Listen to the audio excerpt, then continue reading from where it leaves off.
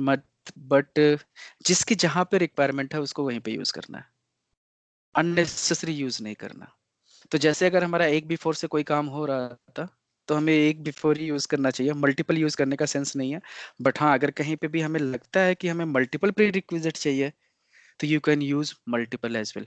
तो rather than कि multiple annotation use करो, इन दैट केस आप कोड ज्यादा यूज कर सकते हो। मतलब दोनों एनोटेशन का जो लॉजिक है, क्योंकि दोनों तो पहले एग्जीक्यूट होंगे, तो दोनों का लॉजिक कंबाइंड करके एक ही एनोटेशन में डाल दो rather than creating two annotations. क्योंकि जितना कॉन्क्रीट सोल्यूशन आप बनाओगे उतना अच्छा रहेगा। तो अभी क्या हुआ कि हमने क्या किया, कितने एनोटेशंस पढ़े? Test annotation, before, after, before class और आफ्टर क्लास, मतलब 5 एनोटेशंस। और 5 एनोटेशंस का काम समझ में सबको आ गया कि कैसे ये चलेंगे। तो बेस्ट प्रैक्टिस क्या होती है कि पहली चीज मैं आपको बताता हूँ कि अगर मान लो हमारे पास कोई रिक्वायरमेंट है कि हमें नॉर्मल टेस्ट केस ऑटोमेट करना है, तो पहली चीज जरूरी ये नहीं है कि हमें सारे के सारे एनोटेशंस यूज करने ही हैं। दूसरी चीज, अब मान लो ऐसे कोई रिक्वायरमेंट आती है कि हमें एनोटेशंस यूज करने हैं, तो आप यूज भी कर सकते हो। तो जैसे लेट्स से एक रियल टाइम एग्जांपल लेते हैं कि हमें लॉगिन करना है। तो हमारी एक लॉगिन की क्लास हो गई लेट्स से, या फिर हमारा लॉगिन का एक टेस्ट हो गया, और मैं चाहता हूं कि अब जितने भी टेस्ट केसेस मैं बना रहा हूं सबको इंडिपेंडेंट रखना है मुझे। तो ये भी डिपेंड करता है कि मैं छोटे सिनेरियोस 4-5 स्टेप को एक टेस्ट समझ रहा हूँ कि एंड टू एंड सिनेरियो को एक टेस्ट समझ रहा हूँ। तो ये अपनी रिक्वायरमेंट है। तो जैसे एक छोटा टेस्ट मैंने बनाया एग्जाम्पल के लिए, लेट्स से बना ही लेते हैं। तो इसके अंदर मैंने क्या किया, build path external jar, selenium की लाइब्रेरी मैंने ऐड किया, और एक नई क्लास बनाते हैं, लॉगिन। और इसके अंदर अब मैंने टेस्ट बनाया, public void login test something. और इसके बाद मैंने क्या किया, इसके अंदर लॉगिन का कोड डाल देते हैं। तो वो उठाते हैं कहीं से,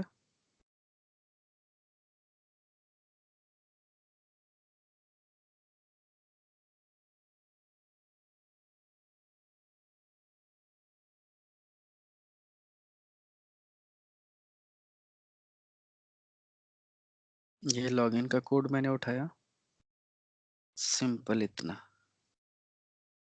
तो यहाँ से मैंने सिर्फ इतना लिखा यहाँ पे,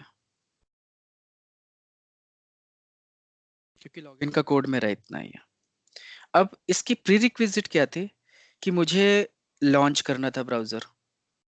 अब मेरा कंडीशन यहाँ पे ये बनता है कि मुझे ब्राउजर भी क्या बोलते हैं, लॉगिन भी करना है, लेट से लॉग आउट भी करना है, लोगो वगैरह भी वेरीफाई करना है। अब वो सारे अलग अलग टेस्ट केसेस हो सकते हैं। तो उस केस में हमें क्या करना है कि लेट से कि हमारे पास, और हमें हर टेस्ट को इंडिपेंडेंट बनाना है कि डिपेंडेंट बनाना है। तो जैसे हमने एक टेस्ट सोचा, ये लेट से वैलिड लॉगिन हो गया, और दूसरा टेस्ट केस मैंने लिख दिया, लेट से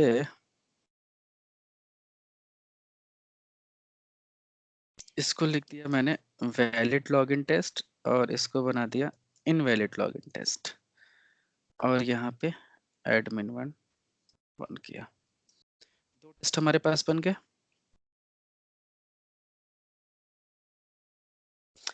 अब मुझे क्या करना है कि मैं चाहता हूं कि ब्राउजर एक ही बार लॉन्च हो और ये सारे टेस्ट एग्जीक्यूट हो, उसके बाद ब्राउजर क्लोज हो जाए। तो अगर एक बार ब्राउजर हमें लॉन्च करना है तो डेफिनेटली हमारा लॉजिक क्या कहता है कि जो ब्राउजर लॉन्च का कोड है वो हमें बिफोर क्लास में डालना चाहिए। क्यों? क्योंकि बिफोर क्लास एक ही बार एग्जीक्यूट होता है सारे टेस्ट के लिए, राइट? तो बेस्ट प्रैक्टिस हम क्या करेंगे यहाँ पे, उसके लिए फिर बिफोर क्लास यूज करना चाहिए। अदरवाइज अगर आप सोचते हो कि हर टेस्ट हमारा इंडिपेंडेंट हो, कि ये रन होने से पहले ब्राउजर लॉन्च करे, ये टेस्ट रन हो, फिर ब्राउजर क्लोज करे, फिर दोबारा दूसरे टेस्ट के लिए फिर ब्राउजर लॉन्च हो, फिर दूसरा टेस्ट एग्जीक्यूट हो, फिर क्लोज करे, तब हम उस केस में क्या कर सकते थे कि वो लॉन्चिंग का कोड बिफोर में डाल सकते थे। तो ये अपनी रिक्वायरमेंट है कि अगर हमारी ये एंड टू एंड सिनेरियो होता, मान लो इस केस में हम बिफोर आफ्टर में ही लॉन्चिंग का कोड डालते हैं, क्योंकि एंड टू एंड रन होना है। बट अगर सेम पेज पे ही रन होना है, सेम पेज से रिलेटेड है, तो अननेसेसरी हम बार बार ब्राउजर नहीं लॉन्च करना चाहते, उस केस में हम बिफोर क्लास में डाल सकते हैं। तो totally depends on our requirement कि आपका टेस्ट केस कैसे बनाते हो, सिनेरियो कैसे बनाते हो, उसके हिसाब से आपको एनोटेशन के बारे में पता है, इट्स अप टू यू कि आपको यूज कैसे करना है। तो यहाँ पे लेट से जैसे मैंने दे दिया पब्लिक स्टैटिक होगा ये void, और लेट से मेथड का नाम दे दिया हमने लॉन्च ऐप, और इसके अंदर लॉन्च ऐप का कोड डाल दिया।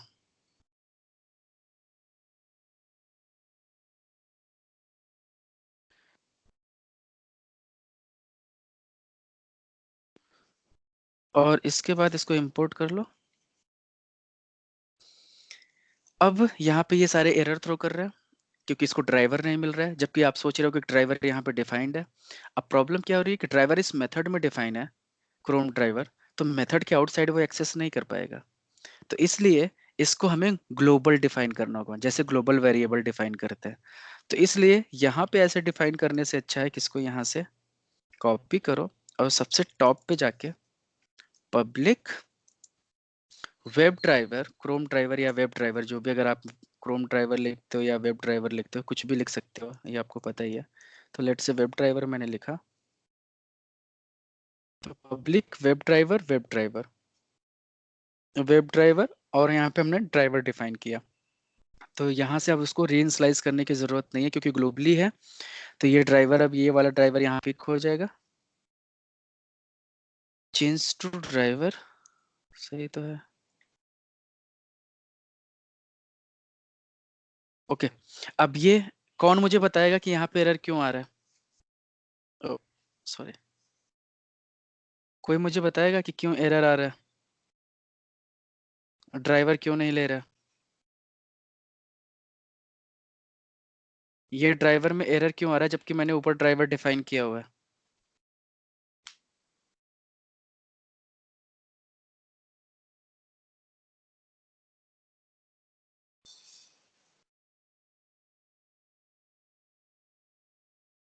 कोई नहीं, क्योंकि ये हमारा मेथड जो है, ये हमारा जो मेथड है वो क्या है, स्टैटिक मेथड है। तो स्टैटिक मेथड हमेशा स्टैटिक वैल्यूज को ही लेता है। तो ये ड्राइवर हमारा नॉन स्टैटिक है, इसलिए स्टैटिक में ये यूज नहीं हो सकता। इसलिए हमें वेब ड्राइवर को यहाँ स्टैटिक बनाना पड़ेगा। तो अब ये स्टैटिक वेरिएबल हो गया एक तरीके से, अब ये ड्राइवर में यूज हो जाएगा कहीं पे भी। तो स्टैटिक वेरिएबल्स को हम स्टैटिक मेथड और नॉन स्टैटिक कहीं भी यूज कर सकते हैं, but static method can access only static things. भूल गए आप लोग। तो यहाँ से अब ये एक्सेस हो गया, ये ड्राइवर हमने यहाँ डिफाइन किया, तो रन टाइम पे ड्राइवर बन जाएगा। अब ये ड्राइवर जो कि ग्लोबल है, तो इसको कोई भी एक्सेस कर सकता है यहाँ से ऊपर नीचे।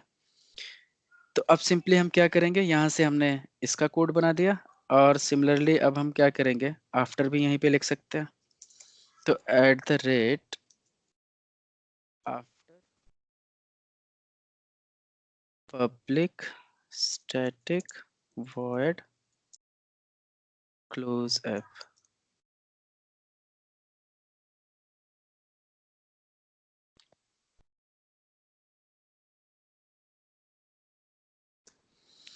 इसको इंपोर्ट करो,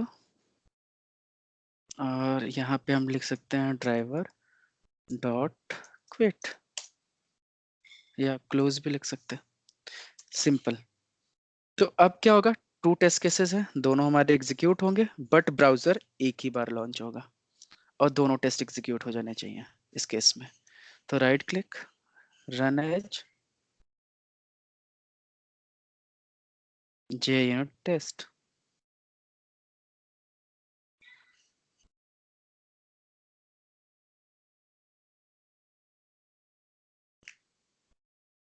रन हो गया, JUnit रिपोर्ट भी नहीं आई। Before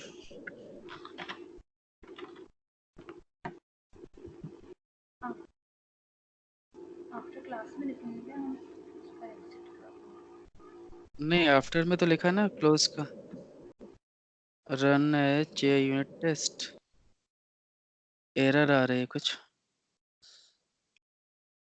method close app should not be static. ओह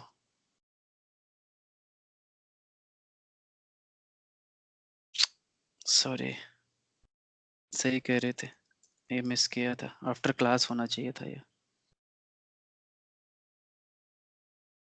जैसे ये बिफोर क्लास था, ये आफ्टर क्लास होगा, मैंने सिंपली आफ्टर लिख दिया था। Run as JUnit test.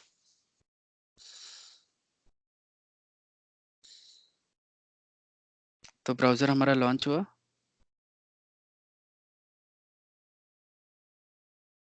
अब यहाँ पे एक्सेप्शन आ गया, तो पहले जाके कंसोल में तो हमने कुछ प्रिंट कराया नहीं, रिपोर्ट में देखते हैं। तो पहले वैलिड वैलिड लॉगिन चल गया और दूसरा इनवैलिड लॉगिन चला।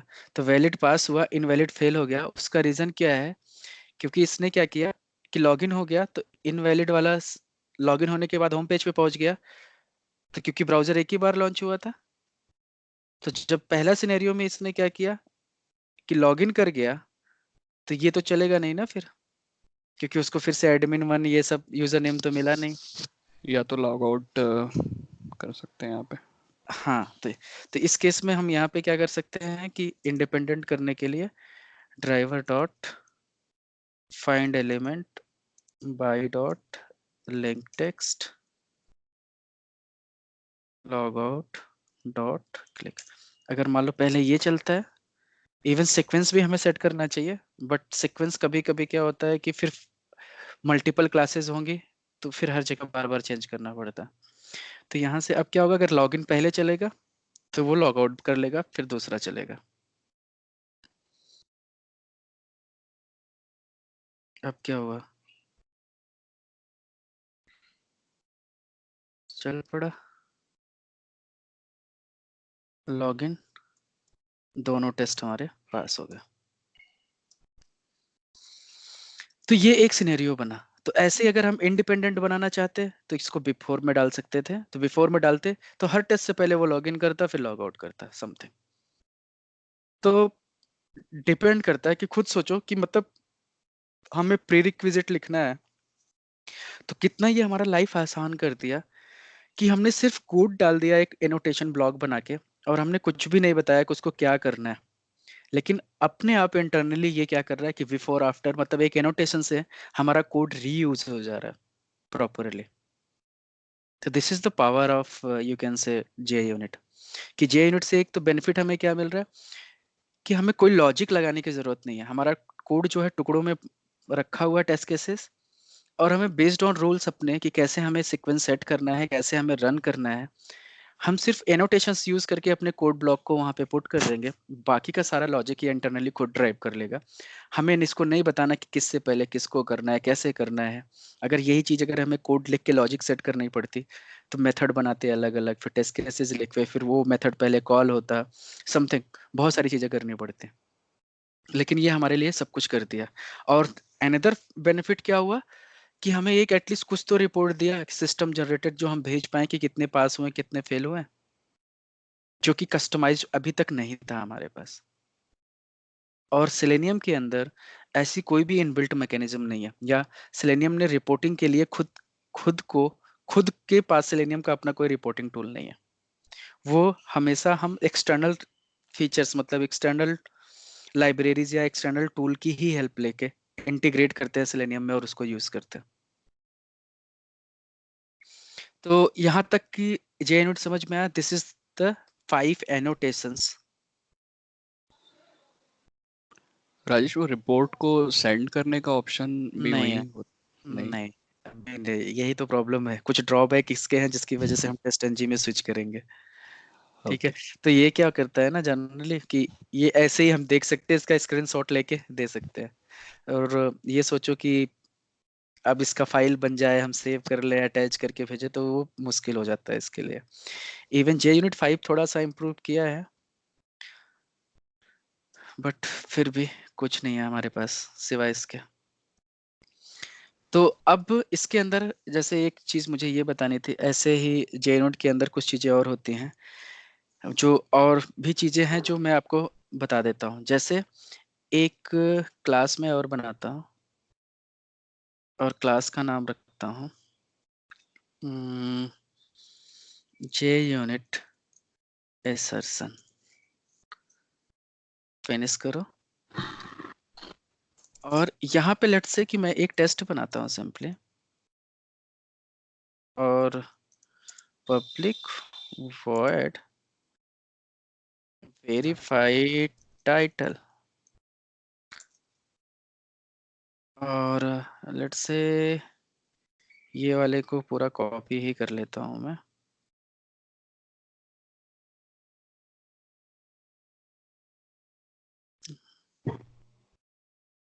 लेकिन ठीक है, नहीं तो मैं वहीं पे ये सारी चीजें कर सकता था। तो यहाँ पे लेट्स से कि वेरीफाई टाइटल। अब टाइटल हमें करना है वेरीफाई, तो जनरली हमारे पास क्या होगा, let's say string expected title is equal to, तो हमारे पास एक एक्सपेक्टेड टाइटल होना चाहिए। तो एक्सपेक्टेड टाइटल लेट से हम जाके मैनुअली एप्लीकेशन से निकाल सकते हैं। व्यू पेज सोर्स, ये हमारा एक्सपेक्टेड टाइटल है। इसको लाके मैंने यहाँ पे पेस्ट कर लिया। और यहाँ पे अब एक्चुअल टाइटल लेट से हमारे पास आएगा, actual title is equal to, generally क्या होगा, ड्राइवर डॉट गेट टाइटल। इससे क्या होगा, एक्चुअल टाइटल लॉन्च हो जाएगा, मतलब मिल जाएगा हमें।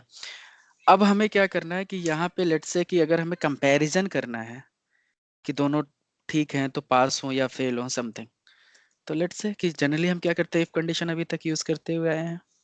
तो यहाँ पे हमने मेंशन किया expected title dot equals actual title, अगर मैच करता है तो ये जनरली क्या करे, प्रिंट कर दे फर्स्ट, और एल्स फेल।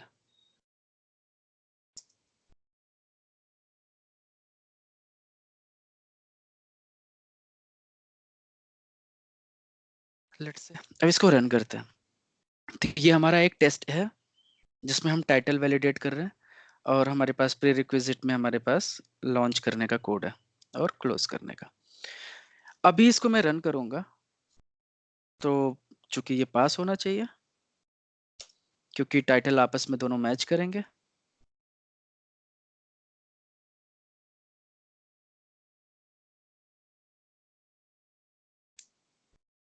तो ये देखो पास्ट प्रिंट भी कर दिया, और यहाँ पे देखो JNote की लाइब्रेरी में भी ये पास किया। चलो अब एक इंटरेस्टिंग चीज देखते हैं इसकी, कि मैं टाइटल को मिसमैच कर रहा हूँ इंटेंसली। अब क्या होगा, ये फेल होगा, फेल में जाएगा, रन करो।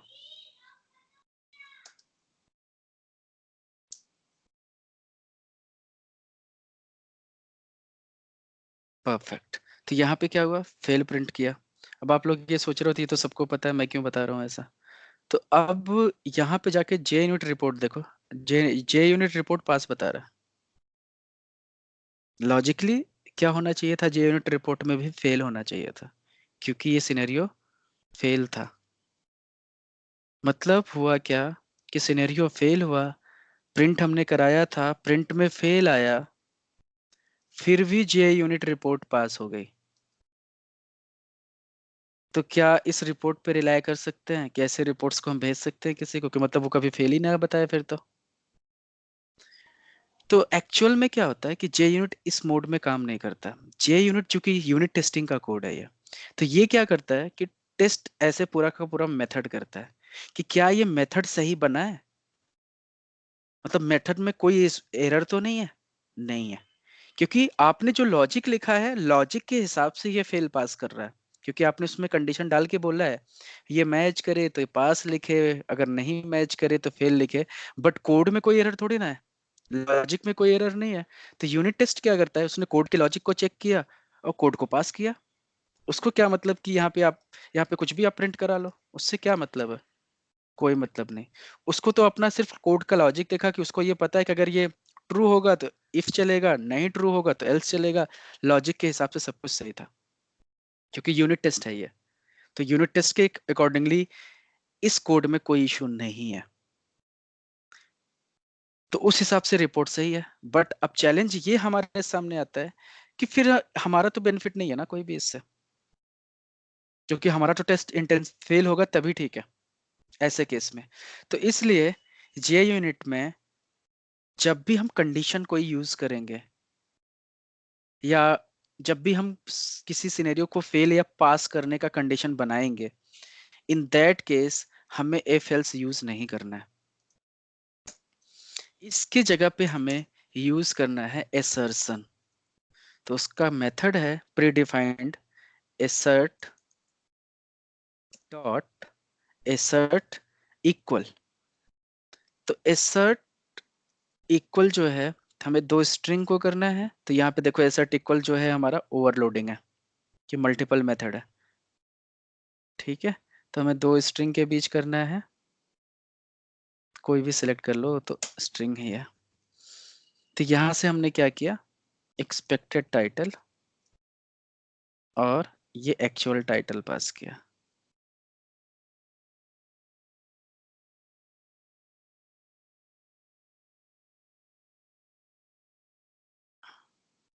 ये डिप्रिकेटेड हो चुका है वैसे भी।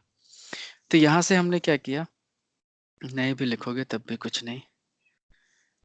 तो यहाँ से हमने अब सेव किया। अब मैंने क्या किया, इफ एल्स कंडीशन नहीं लगाया। अब नहीं लगाया तो यहाँ से और मैं एक काम करता हूँ कि एक सिनेरियो मैंने ऐसे बनाया कि जो एक्चुअल में पास करे, वेरीफाई टाइटल 2 कर दिया इसको। ये क्या करेगा कि एक टाइटल को पास करेगा, एक टाइटल को फेल करेगा। मेरा अब सिनेरियो ऐसे है कि ये वेरीफाई टाइटल ये पास करना चाहिए और ये फेल होना चाहिए वेरीफाई टाइटल 2, ठीक है। रन करो, अब बिहेवियर देखते हैं इसका।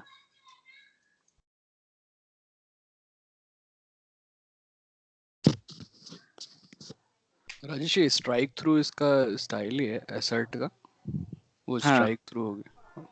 ओके। ये असल में डिप्रिकेट हो चुका है ना, इसलिए ऐसे आ रहा है। तो यहाँ पे देखो अब लॉजिक क्या बना कि वेरीफाई टाइटल 1 पास हुआ और वेरीफाई टाइटल 2 फेल हुआ। अब 2 का मैसेज देखो तो ये बता रहा है कि एक्सपेक्टेड हमारा 1 2 3 था, यहाँ पे ओपन सोर्स सीआरएम 1 2 3 था, बट वॉज ये। तो मतलब ये टाइटल मिसमैच किया और एरर भी प्रॉपर बताया इसने अब इस केस में, और पहले वाले को पास भी किया। और सबसे खास बात कि एग्जीक्यूशन कंप्लीट भी किया, ब्राउजर भी क्लोज किया इसने। इसका मतलब कि मेथड लेवल पे इंटरनली ये आपस में एक्सेप्शन हैंडलिंग भी कर रखा है कि अगर आपने ये टाइटल 2 फेल हुआ, जैसे इन केस मान लो अभी तक का लॉजिक क्या था कि मान लो इसको भी मैं फेल करता हूँ, तो अभी तक एक्सेप्शन हैंडलिंग का कॉन्सेप्ट क्या था कि मान लो अगर ये यहाँ पे फेल होता है, राइट, तो एक्सेप्शन आ जानी चाहिए और एग्जीक्यूशन कंटिन्यू नहीं होना चाहिए। लेकिन इस केस में क्या हो रहा है कि जेएनयूट क्या कर रहा है कि अगर कोई असर्शन फेल भी होता है तो वो उसको फेल मार्क करता है, बट दूसरे मेथड को भी फिर से एग्जीक्यूट करता है।